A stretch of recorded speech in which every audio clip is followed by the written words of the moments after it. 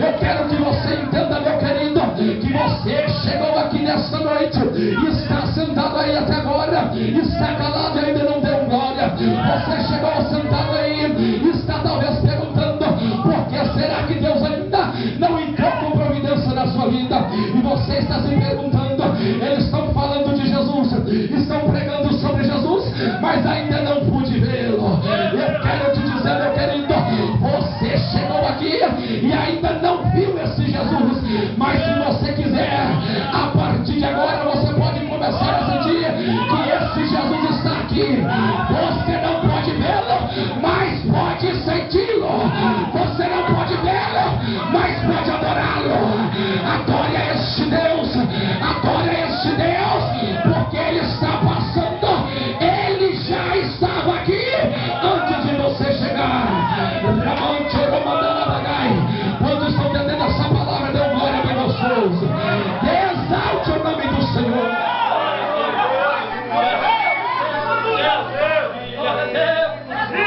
Aleluia. Quando aquele homem começa a perceber que estava vindo, era o Filho de Deus, o Messias, que veio para tirar o pecado do mundo, que veio para salvar a humanidade. A Bíblia diz que ele começa a gritar: Jesus Cristo, Filho de Davi. Quando aquele homem começa a gritar este nome, aquela multidão que estava cercando Jesus, a Bíblia diz que chega perto daquele cego e o começa a repreender, dizendo: olha que cego, olha que deficiente, cala essa boca, porque você está perturbando. E enquanto mais ele gritava, mais as pessoas mandavam que ele parasse. Aquele homem estava na situação que era ou não era. Ele não tinha duas opções, ele só tinha uma, e era clamar o nome de Jesus. Mas quando ele começa a clamar, as pessoas tentando parar. Mas eu vejo uma coisa positiva na vida desse homem, porque quando a pessoa tentou calar, a Bíblia diz que ele começou a gritar cada vez mais alto e a dizer: Jesus Cristo, Filho de Davi, tem misericórdia de mim. Eu quero te dar um conselho nessa noite, meu querido. Se você chegou aqui e talvez você ainda está com vergonha de gritar o nome desse Jesus, ou então pessoas já disseram para você que essa igreja talvez é barulhenta, que os pregadores chegam e só começam a gritar, eles ainda não entenderam. É que quando nós começamos a gritar este nome, é que quando nós começamos a falar o nome de Jesus, ele se põe de pé no trono para escutar a tua voz.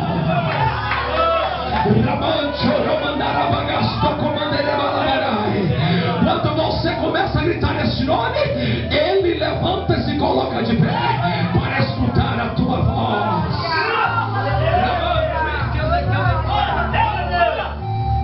Há momento de nossa vida a qual me compara com este homem. Há momento de vida de pessoas a qual muitas vezes me pede oração, e eu começo a perceber qual é a vida desse homem. São pessoas que estão quase morrendo, são pessoas que estão à beira do limite, são pessoas que estão limitadas a morrer na vida de desgraça, são pessoas que têm filhos, são mulheres que me pedem oração, são homens da igreja que vêm pedindo oração para os seus filhos saírem da droga. E quando eu vou saber da história, aquele homem antes não era crente, aceitou Jesus, e agora as pessoas de vez dar as mãos para ele, porque saiu das drogas, saiu desse mundo. Ele encontra pessoas querendo derrubar, e quando eu chego na igreja para pregar, pessoas chegam perto de mim e pedindo oração porque está na prova. Pessoas estão se levantando contra ele, e eu começo a falar: isso é normal, isso acaba acontecendo mesmo. Dentro da Bíblia tem esse exemplo, e eu começo a falar dessa história. É porque muitas vezes na nossa vida nós chegamos aqui dentro, muitas vezes enfermo, muitas vezes precisando de um abraço, e nós sentamos no cantinho do banco e começamos a falar com Jesus: Jesus, Filho de Davi, tem misericórdia de mim. E na hora que achamos que as pessoas vão nos ajudar, nós começamos a receber pedradas, nós começamos a receber pessoas nos criticando. Quando eu começo a pregar essa mensagem, eu lembro muito bem de quando eu comecei. Quando eu tinha 12 anos de idade, dentro da minha cidade de Belo Oriente, quem for for ali perguntar sobre meu nome, vão saber e vão entender um pouco da minha história. Quando eu tinha 12 anos de idade, eu na porta da minha casa, chegou um homem de gravata, de terno e paletó, chegou perto de mim e disse: olha aqui, jovem, você é evangélico? E eu disse que não era. Ele perguntou se alguém da minha família era crente, e eu disse que também que não. E ele olhou para mim e falou: um dia você vai ser pregador, um dia você vai pastorear a igreja. Eu olhei para ele e falei: tudo bem, eu acredito nessa mensagem. Quando eu cheguei em casa e falei com meu pai e minha mãe, eles não deram muito crédito, porque desde pequeno já era muito bagunceiro. Eu com 12 anos já tinha passado por 5 cirurgias, tudo por causa de bagunça e travessuras na rua. Mas quando eu cheguei meus 15, 16 anos, quando eu cheguei nessa idade, eu comecei a conhecer a bebida, comecei a conhecer as drogas, comecei a conhecer a desgraça deste mundo, a qual oferece para essa humanidade. Quando eu comecei a conhecer, aí a minha vida foi de mal a pior. Comecei a conhecer o que era delegacia, comecei a conhecer o que era cadeia. A minha vida só ia na desgraça. Quando eu chegava em casa e ajoelhava no pé da minha cama para orar, muitas vezes bêbado, muitas vezes acabava de sair da delegacia e começava a falar com o Senhor: meu Deus, o que será da minha vida? O Senhor um dia me prometeu, e será que eu ainda vou continuar sendo limitado nessa vida? As pessoas da minha cidade não me davam mais crédito. As pessoas da minha cidade, até mesmo da minha família, achavam que eu estava limitado a morrer no mundo daquela desgraça. Quando eu cheguei aos 19 anos de idade, estava trabalhando ali no Belo Oriente, eu acabei caindo do terraço de uma casa. Quando eu abri os olhos, já estava 4 dias que eu estava em coma dentro do hospital Massucunha. Quando eu acordei, eu estava de fralda, estava com aparelho respiratório, com um tubo dentro da garganta. E quando eu abri os olhos, veio uma junta de médico me segurando, porque eu acordei assustado, querendo arrancar os aparelhos. Mandaram chamar a minha mãe. Eu escutei o médico falando com a minha mãe que era para tomar cuidado com a minha vida, porque eu estava quase dando leucemia por causa da hemorragia. E mesmo dentro do hospital, eu sem poder falar, porque estava com aquela tanto de aparelhos. E eu falava com Deus: Senhor, será que eu ainda vou morrer nessa desgraça? Será que eu vou morrer nessa vida destruída? Será que eu vou morrer sem esperança? Será que eu vou morrer limitado nessa vida? Será que o Senhor não vai passar na minha vida e vai transformar?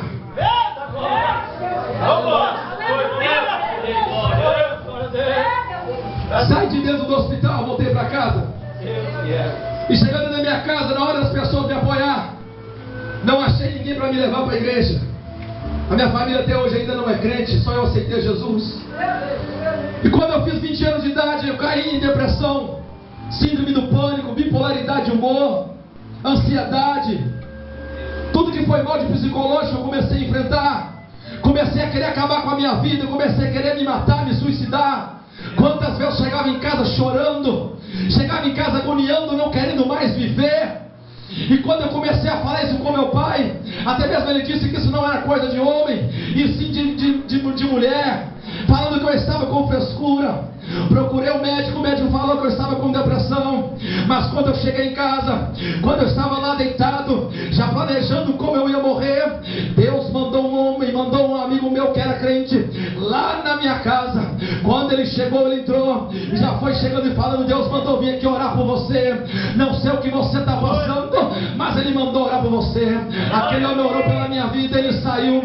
Quando ele saiu, ajoelhei e falei com Jesus: Senhor, a minha vida já não tem mais alegria, a minha vida já não tem mais expectativa. Eu estou limitado nessa vida a morrer dessa situação, mas eu faço um compromisso com o Senhor agora. Eu levanto a minha mão aceitando o Senhor como Salvador. Se o Senhor me libertar da bebida, me libertar das drogas, me libertar do cigarro, eu vou ser crente e vou pregar a tua palavra. Aquela oração subiu como um foguete e desceu como um raio. Jesus escutou ela, me libertou na mesma hora.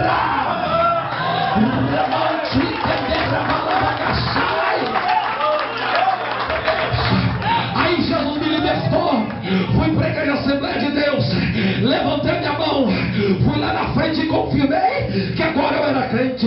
As pessoas na rua deviam me dar a mão e me dar um parabéns.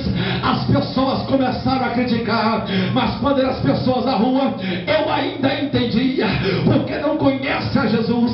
Mas quando eu estava dentro da igreja, Deus levantou um pregador e começou a falar comigo que eu ia ser pregador. Começou a confirmar o chamado que ele tinha na minha vida. Quando aquele profeta acabou de falar aquilo e o culto acabou, chegou um homem lá da igreja, diácono lá do pastor, chegou perto de mim e falou: olha aqui, meu jovem, eu não acredito naquilo que Deus tem na sua vida. Tudo isso que ele falou, isso é mentira. Você não vai ser pregador, você não vai ser missionário, você não vai ser pastor, e olha lá se você não desviar.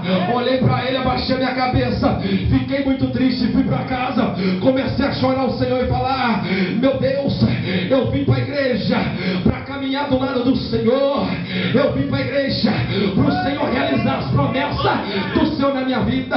Agora as pessoas deviam me apoiar, estão me criticando. Jesus lá no meu quarto falou comigo: não tem problema, continua clamando o meu nome mais alto, que eu vou realizar um milagre na tua vida. Hoje, no ano de 2014, estamos no mês de março, e para a honra e glória de Jesus, esta é mais de 25 vezes que eu estou pregando no culto, dia de domingo, 5 de oração, festividade. Desde que começou o ano, eu não paro de pregar, e eu começo a olhar e ver aquele homem lá na igreja, e eu oro pela vida dele, mas começo a glorificar a Deus e a dizer: meu Deus, muito obrigado, porque eu não estou limitado, eu não estou à beira do limite. O Senhor me levantou para me honrar nessa terra.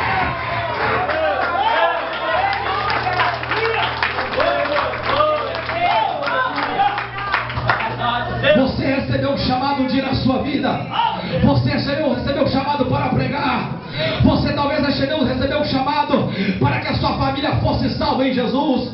Talvez um dia pessoas falaram com você que até mesmo você vai melhorar de vida financeira, e você até agora está se perguntando: por que será que ainda não aconteceu?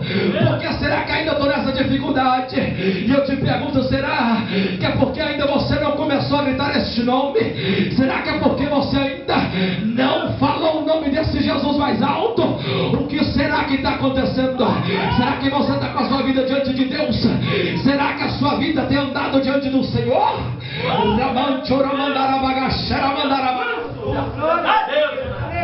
Outro dia, dentro da minha igreja, aí um pastor me ligou, me agendando para pregar na igreja dele. Liguei para o meu pastor regional e falei: pastor Bedi, fulano de tal me chamou para pregar na igreja dele, eu posso ir lá?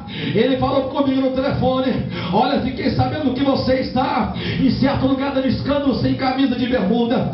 E eu falei: pastor, tem mais de ano que eu não vou nesse certo lugar, isso bem certo que isso é mentira, não sou eu, pode ser outra pessoa. E ele pelo telefone me falou: toma cuidado, porque pessoas estão levantando contra você. E eu falei: tudo bem. E ele falou: pode ir lá então pregar a palavra. Cheguei lá em casa, ajoelhei e comecei a falar: Jesus, eu estou igual o cego de Jericó, eu estou clamando o Senhor e pessoas estão querendo me parar. Eu estou clamando o teu nome e pessoas querendo me parar. Comecei a chorar a Deus e falei: Jesus, me honra nessa noite. Cheguei lá na igreja, sentei do lado do obreiro. O obreiro me cutucou e falou comigo: olha aqui, jovem, você vai pregar de 8h30 até 10:50. Tem 20 minutos para pregar. Eu olhei para ele e falei: até 10:50. Ele falou: certamente, porque as pessoas não gostam de passar das 9 horas na igreja. Das 9 horas as pessoas levantam e vão embora.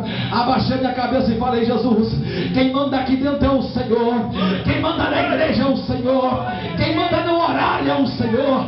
Honra essa igreja nessa noite. Comecei a pregar a palavra, comecei a testemunhar, comecei a falar de Jesus. Quando eu olhei para a igreja, as pessoas estavam sendo renovadas, pessoas sendo batizadas com o Espírito Santo, pessoas chorando. E quando eu olhei para o relógio, já era 9 horas. Eu cheguei perto do obreiro e falei: obreiro, já são 9 horas, o que é que eu faço? De entrego o microfone ou continuo a pregar? Aquele homem levantou, começou a ser renovado em língua estranha, orou para a igreja, viu manifestação do Espírito Santo, pôs a mão no meu ombro e falou: não para, não para, continua pregando, prega mais.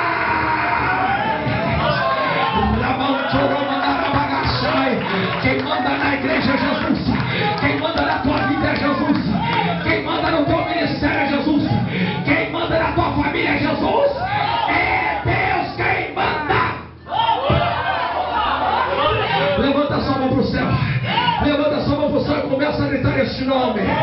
Começa a glorificar este nome.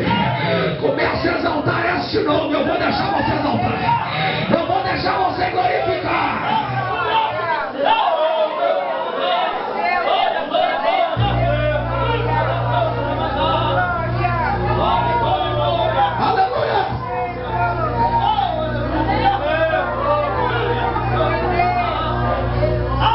Deus,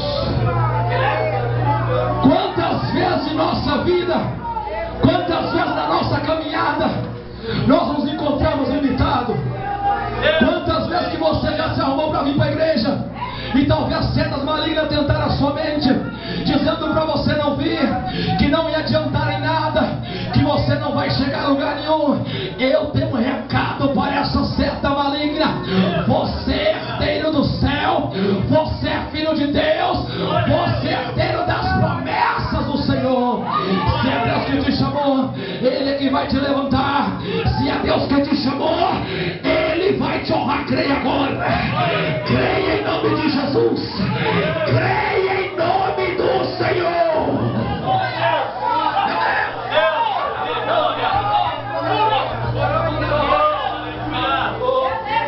No livro de Juízes, capítulo 11, versículo 1 diante, a Bíblia diz de um homem chamado Jefté. Quando eu leio essa passagem, eu fico muito emocionado.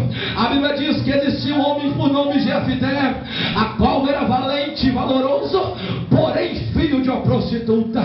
A Bíblia diz que este homem era filho de Gileade, mas a sua mãe era uma mãe passada, era uma prostituta.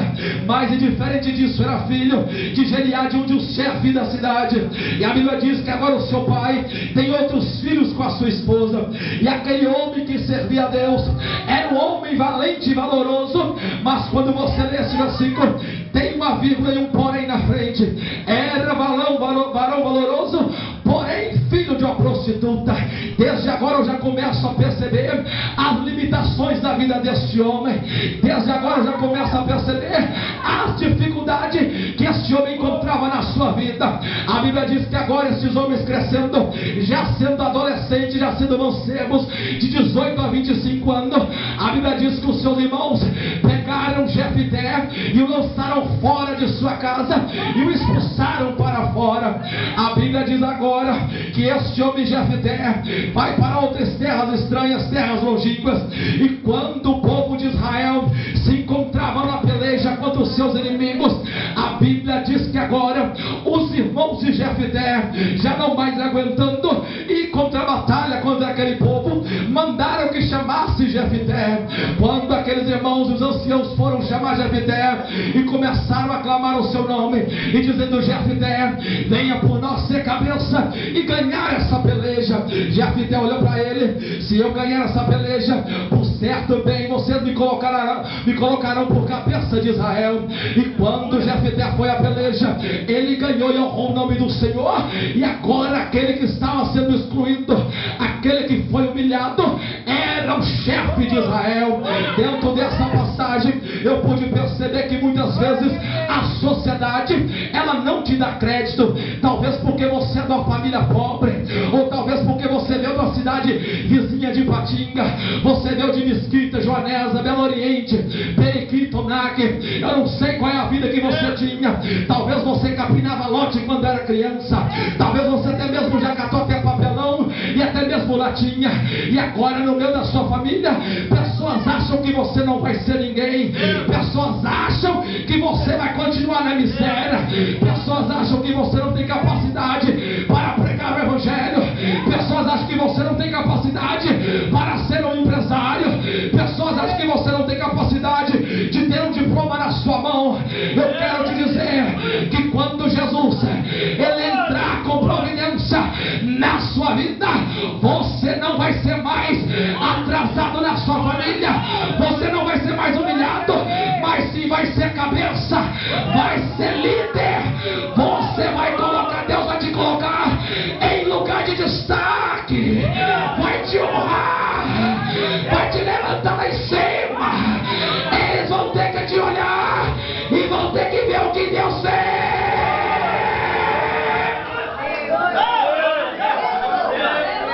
Deus, aleluia.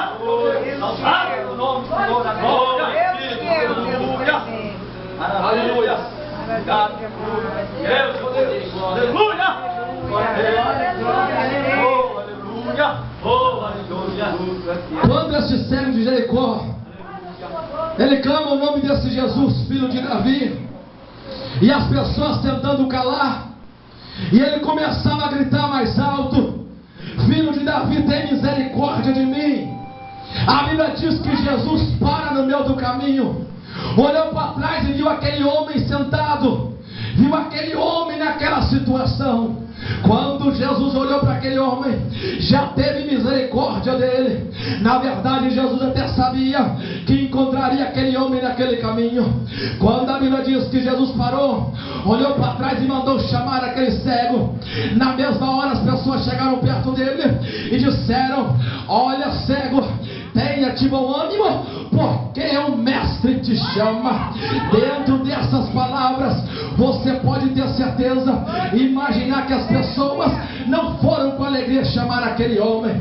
As pessoas chegaram perto dele e disseram: tenha de bom ânimo, porque ele te chama.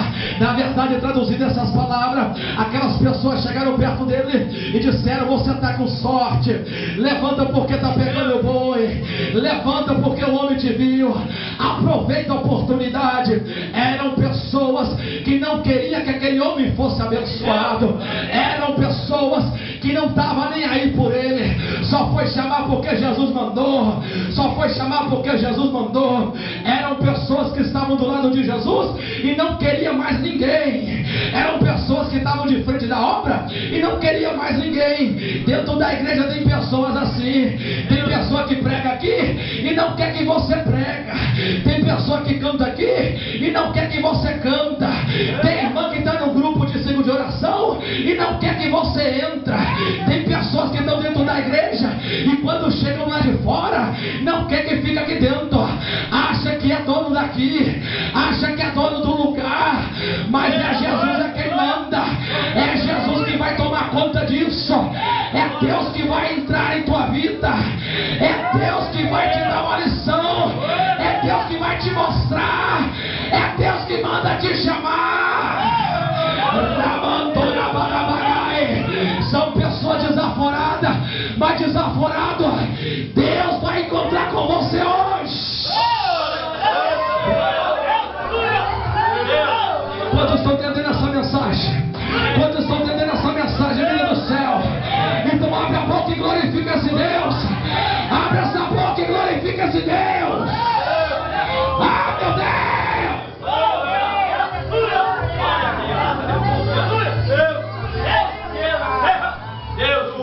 Aleluia. Aleluia. Quando chamaram aquele cego, a Bíblia diz que na mesma hora se levanta e vai até Jesus. Quando ele chega de cara a cara com Jesus, e então o mestre olha para ele e o pergunta: o que tu queres? Jesus olha para dentro dele, Jesus olhou no coração dele, já sabendo qual era a resposta, mas o perguntou: o que tu queres? Aquele homem, sendo judeu, filho de Jerusalém, filho de Israel, já era dono imediato das bênçãos e da herança a qual Deus prometera para o povo de Israel. Era um homem que desde quando nasceu já tinha a promessa de ser abençoado, já era homem com a promessa de ser salvo, era povo escolhido de Deus, e agora passando por aquela situação, e quando ele chega diante de Jesus, Jesus olhou para ele e o perguntou: o que tu queres? Ele olhando rapidamente respondendo: Jesus, eu quero voltar a enxergar. Jesus olhou para ele e disse: então enxerga, vai, porque a tua fé te salvou. Eu quero que você feche os olhos agora. Eu quero que você feche os olhos agora. Eu quero que você perceba que esse Jesus está aqui neste meio.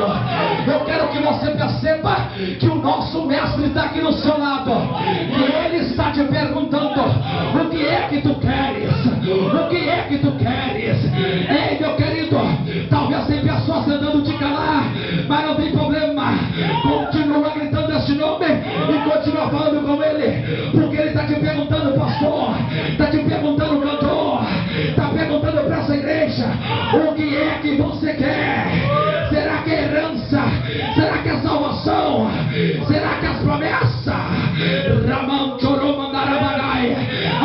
que está com os olhos fechados, levanta a sua mão e fala para Jesus que você quer.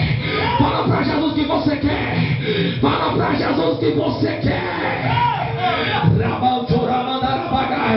Só aqueles que acreditam que Jesus vai te dar. Só aqueles que acreditam. Fala com Ele. Fala com Jesus. Sinta esse Deus. Sinta Ele passando aqui. Ramantorabarabagai.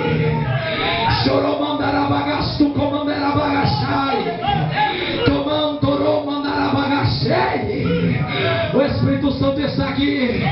Eu sinto o poder de Deus. Eu sinto a presença de Deus. Eu sinto a graça de Deus. Sinta aí agora onde você está. Sinta Deus te entregando. Sinta Deus realizando. Sinta Deus concretizando.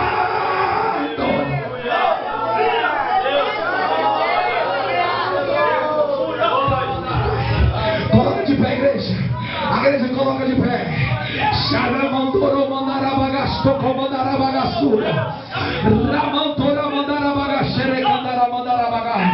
Eu quero dizer para você, meu querido, você que chegou aqui desacreditado, eu quero que você cresça novamente. Essa esperança dentro de você que vai acontecer, que você vai conseguir. Você é vitorioso. Não desista da tua chamada. Não desista daquilo que Deus te chamou. Não desista daquilo que Deus te prometeu. Tenha paciência. Espere um pouco mais. Só um pouquinho mais. Porque Ele vai te abençoar.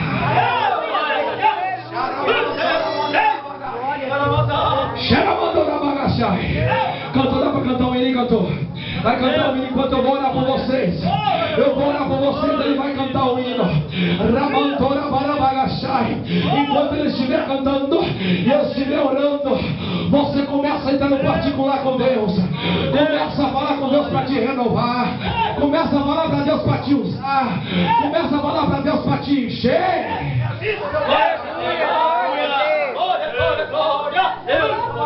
Aleluia. Quando aquele cego estava sentado e Jesus mandou chamá-lo, eu quero que você entenda essa passagem. Quando Jesus manda chamá-lo, ele levanta e a Bíblia diz que ele pegou a sua capa e jogou-a no chão e foi ter com Jesus. Essa capa significava na vida deste homem a coisa mais preciosa que ele tinha. Se ele não tivesse essa capa, ele não podia nem pedir esmola. Se ele não tivesse essa capa, não